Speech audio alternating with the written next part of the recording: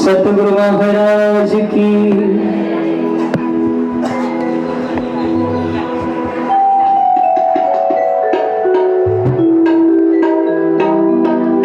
उठा है आती भोर भयो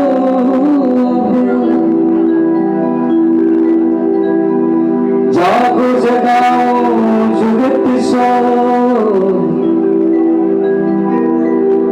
जागो जगाओ जुगत सो छोड़ो नींद विकार पहचान कराओ तीर सो सुबह करो अवतार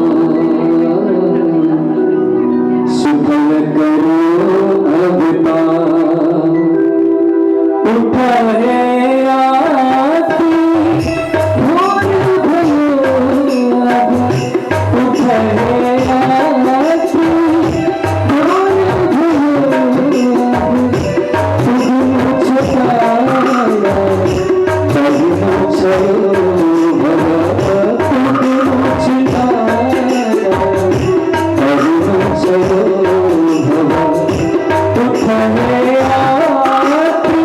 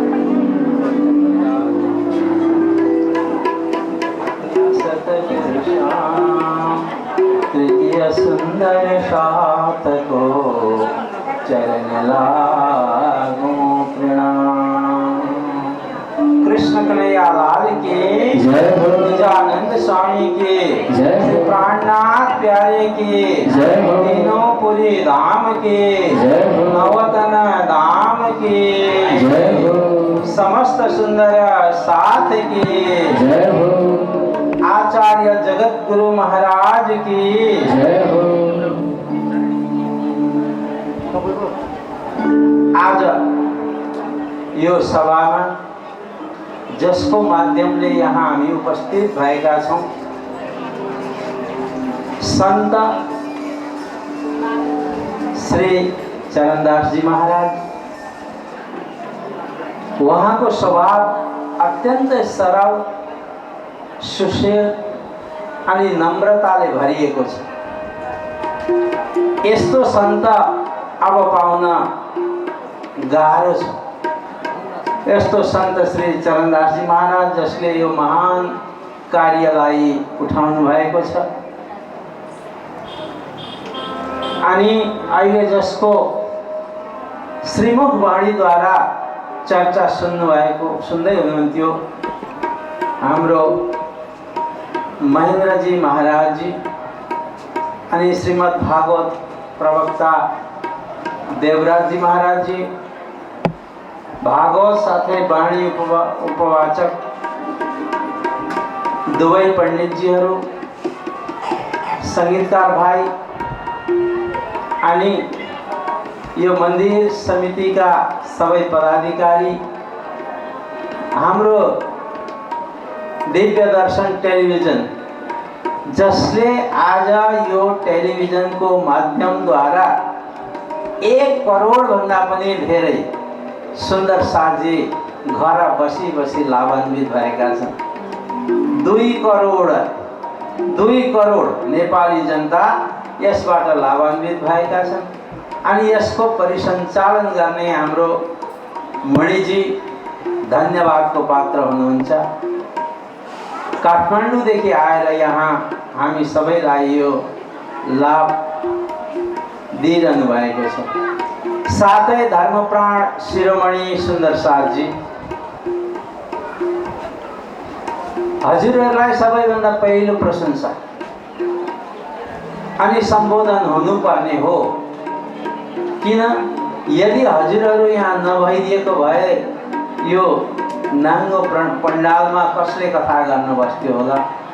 त्यसैले गर्दा सबैभन्दा पहिले हजुरहरू शिरोमणि धर्मप्राण सुन्दर साथजी, आज हामी 6ठा दिनमा प्रवेश गरिरहेका छौँ। भोलि समापनको दिन हो। धेरै कुरा सुनिए। नेपाल, हामी कहाँ बसेका छौँ? नेपालमा हो। हामी के हौँ? नेपाली हौँ। नेपाल देशको नेपाली जगतमा एक नौतन धाम छ। हजुरहरूलाई थाहा छ नौतन धाम कहाँ छ? नौतन धाम कहाँ छ? काठमाडौँमा छ। त्यो हाम्रो तीनै पुरीहरूद्वारा मान्यता प्राप्त नौतन धाम नेपालको केन्द्रबिन्दु हो। त्यहाँ अहिले यति सुन्दर मन्दिर गोल्डन टेम्पल बन्दैछ। भारतमा त गोल्डन टेम्पल धेरै नै छन्, दक्षिण भारतमा अनि पन्जाबमा, तर नौतन धाममा गोल्डन टेम्पल बनिरहेको छ। अत्यन्त सुन्दरमा सुन्दर। त्यहाँ जाने र दर्शन गर्ने पनि कहिलेकाहीँ हामीलाई सुअवसर अवश्य मिल्ने होला, मिल्छ नै। यो हाम्रो प्रणामी धर्मको सबैभन्दा मूल चीज म बताउँछु। हुन त मूलै मूल छ, सबै मूल छ, सबै गरिमामय छ, सबैको रहस्य उस्तै छ। तर हाम्रो एक महत्व के छ भने प्रेम। इशक बड़ा रे सबन में ना कोई इशक समान, एक तेरे इशक बिना उड़ गई सब जहां। प्रेम। महामती स्वामी श्री प्राणनाथ जी महाराजले प्रेमको अत्यन्त महिमा गाएको छ। प्रेमलाई प्राणनाथ जी भन्नुहुन्छ प्रेम ब्रह्म दो एक है। कति मीठा शब्द छन् महामती प्राणनाथजीका। प्रेम ब्रह्म दो एक है। प्रेम एक कोपिलो हो। सुन्दर बगैँचा छ, फूल छन्, त्यहाँ अनेक प्रकारका थरी थरीका फूल छन्। आज जुन कोपिलो बन्छ नि फूलको, त्यो भोलि के बन्छ? पूर्ण रूपले विकसित फूल बन्दछ। हामी भित्र भएको प्रेम एक कोपिलोको स्वरूप हो, भोलि हामीले ब्रह्म स्वरूप बन्दछ त्यो प्रेम। त्यसैले त्यो प्रेमलाई स्वामी श्री प्राणनाथजी महाराजले प्रेम ब्रह्म दो एक है, एउटै हो, तर कुन प्रेमलाई बताउनु भयो यो हामीले जान्नुपर्छ। हामीले एक खेतीमा जमिनमा हामी आलु रोपिदिन्छौँ, त्यो आलुको फसलमा पानी हाल्यो, मल हाल्यो भने त्यो पानी मल आलुको रूप बनेर आउँदछ। बगैँचामा जुन जुन फुलमा हामी पानी हाल्छौँ, मल हाल्छौँ, त्यही रूप बनेर आउँदछ। पानी हामी आँपको रूपमा सिंचन गर्यौँ पानी भने त्यो पानी आँप बनेर आउँदछ। त्यो त्यस्तै प्रकारले यो प्रेम रूपी पानीको अलिकति दिशा परिवर्तन छ। प्रेम रूपी पानी यदि हामीले परिवारमा लगायौँ भने, मेरो छोरो, मेरी छोरी, मेरो परिवार, त्यसमा मात्र यो प्रेमलाई राख्यौँ भने त्यो प्रेम बन्दैन, मोह बनेर आउँछ। परिवारको प्रेम वास्तवमा होइन, त्यो मोह हो। फेरि मोहको यस्तो तेन्द्रो हुन्छ कि हामी बाबियाका लठारा, हामी पिङ खेल्छौँ नि दसैँमा, ती लठारा चुडिएर जान्छन्, ठुल्ठुला डोरीहरू चुडिएर जान्छन्, फलामे साङ्ला, हात्ती बाँध्ने साङ्ला चुडिन्छन्, तर मोहको तेन्द्रो चुडिँदैन कहिल्यै पनि। अनि कति सानो हुन्छ त्यो तेन्द्रो, अत्यन्त बारीक हुन्छ, अत्यन्त सूक्ष्म हुन्छ, सानो धागो भन्दा पनि सानो तेन्द्रो छ, तर त्यसलाई चुडाउन सकिँदैन। जुन दिन त्यो प्रेमले त्यो मोहको तेन्द्रो चुडाइदियो भने त्यही नै ब्रह्म स्वरूप बन्दछ। यो संसारमा त्यो रहँदैन।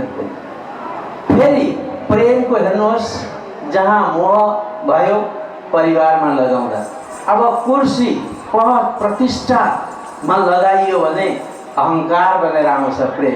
प्रेमै हो, अहङ्कार भनेर आउँछ।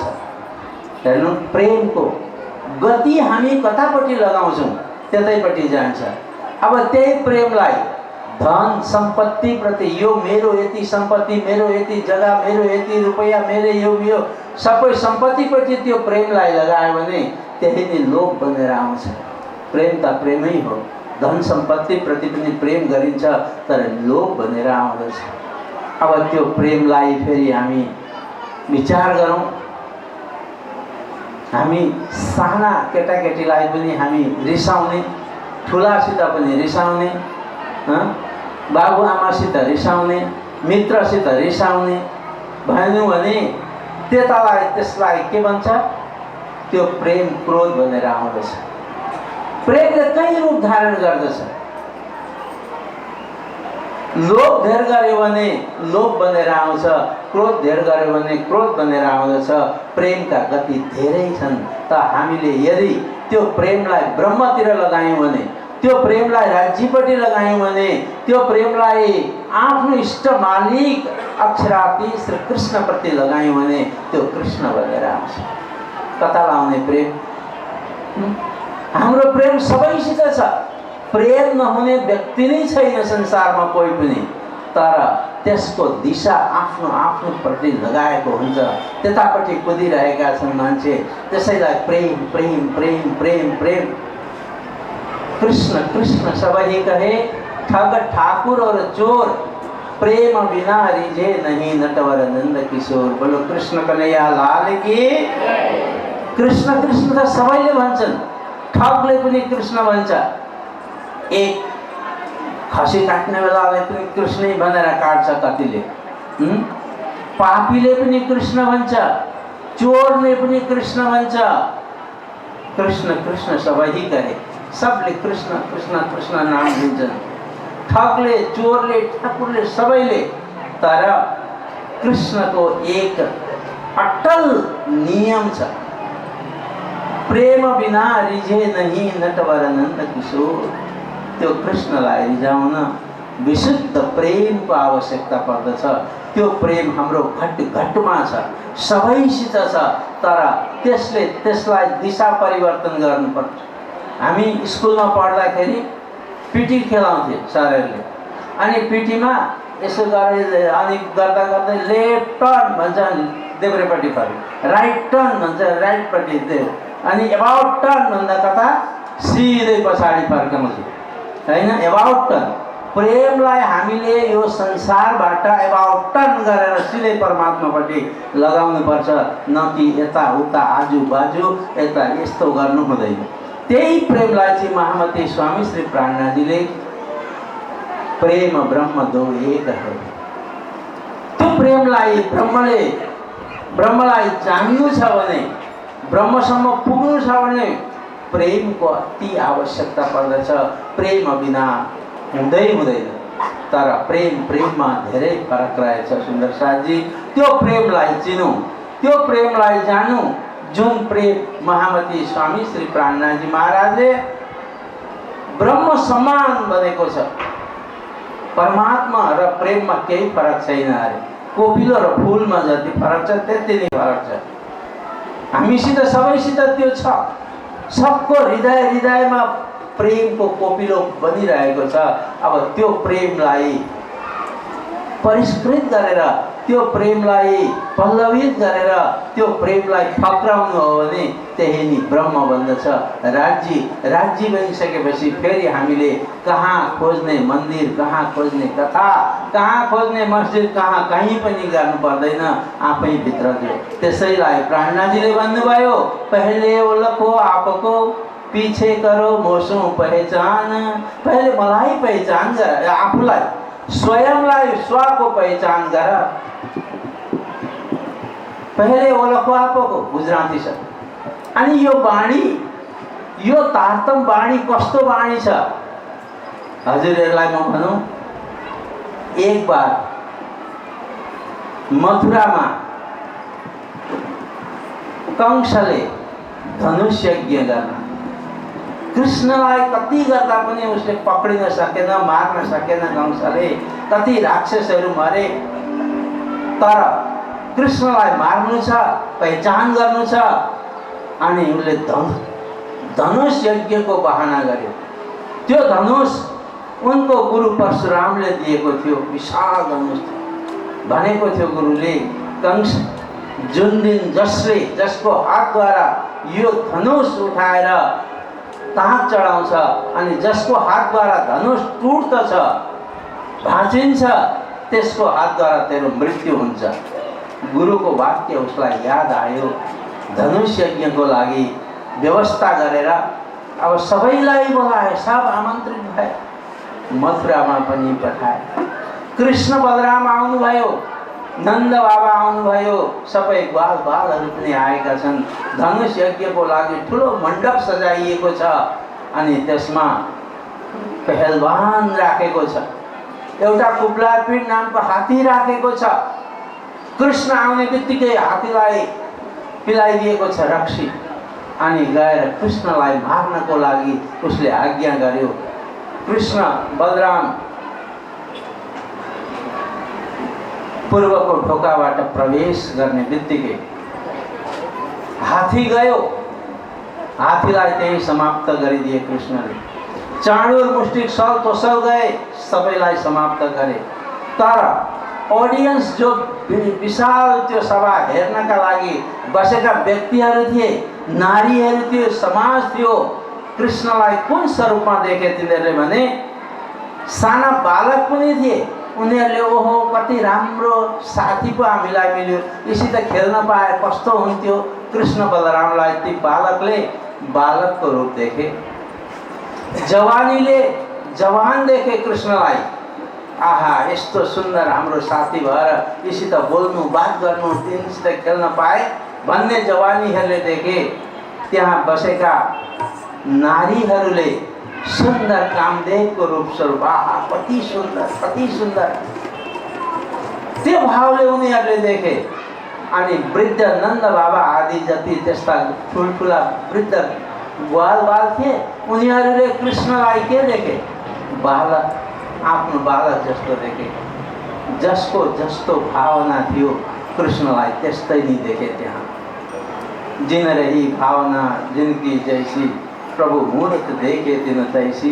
जसले त्यस्तै सेम परिस्थितिमा यो हाम्रो तारतम सागर छ नि, तारतम वाणी छ।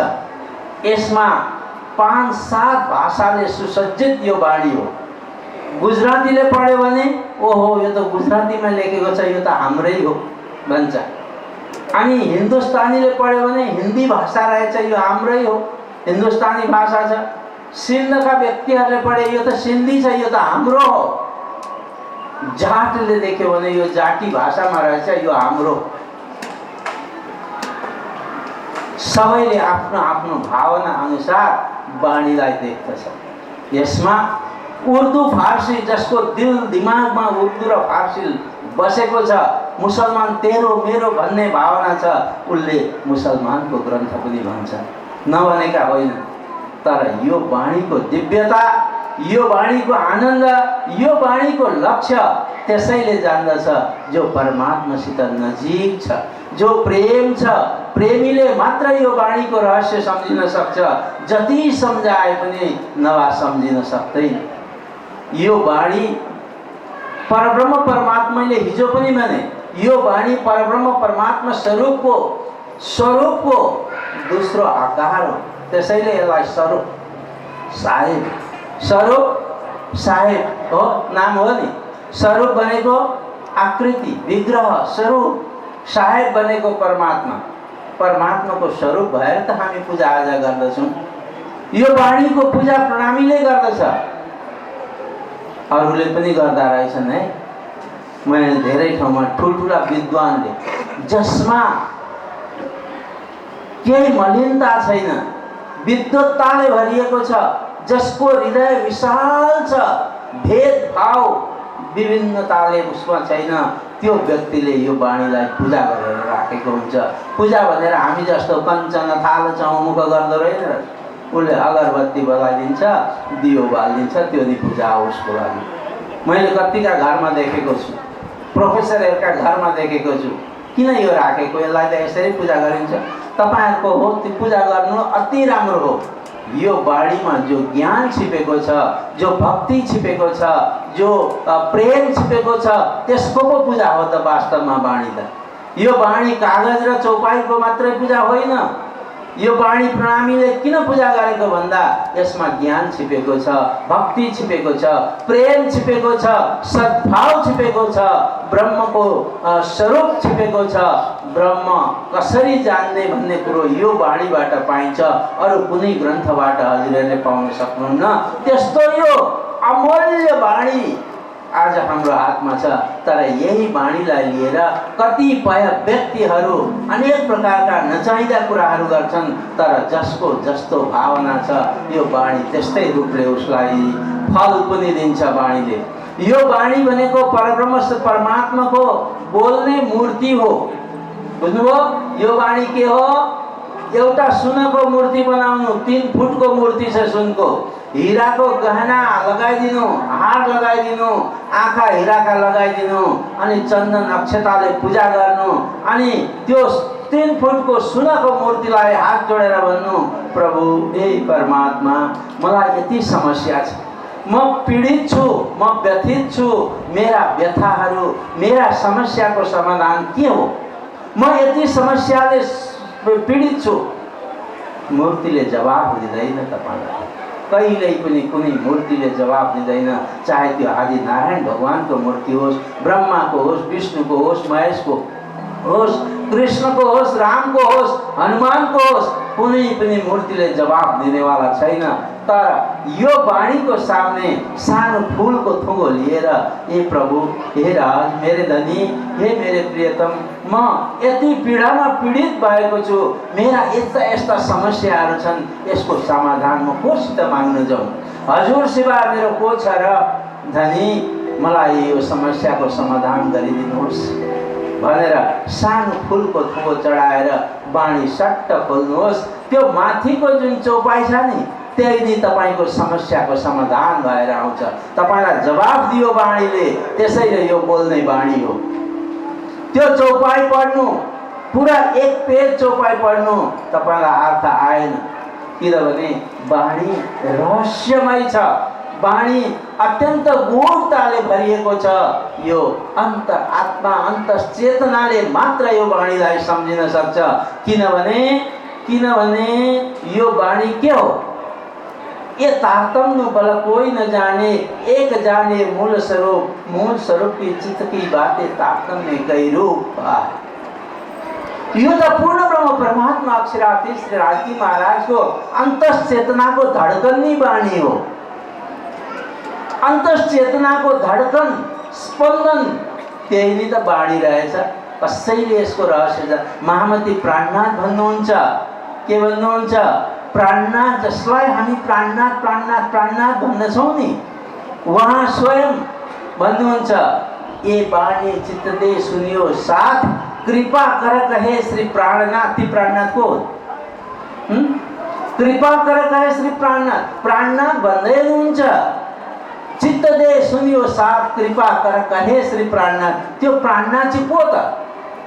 तिनै पूर्ण ब्रह्म परमात्मा अक्षराधीश श्री राजी महाराज। तिनै राजी महाराज को स्पंदन, मुटु को धड़कन, मन का वेदना, मन का चित्त का कुराहरू नै बाणी हो। शब्द को आकार। किन महामती प्राणनाथ जी जब जेल में हुनुहुन्थ्यो, वहाँ का आँखाबाट आँसु का धारा थे। आफ्नो प्रियतम को वियोग में छटपटाइरहनु भएको थियो।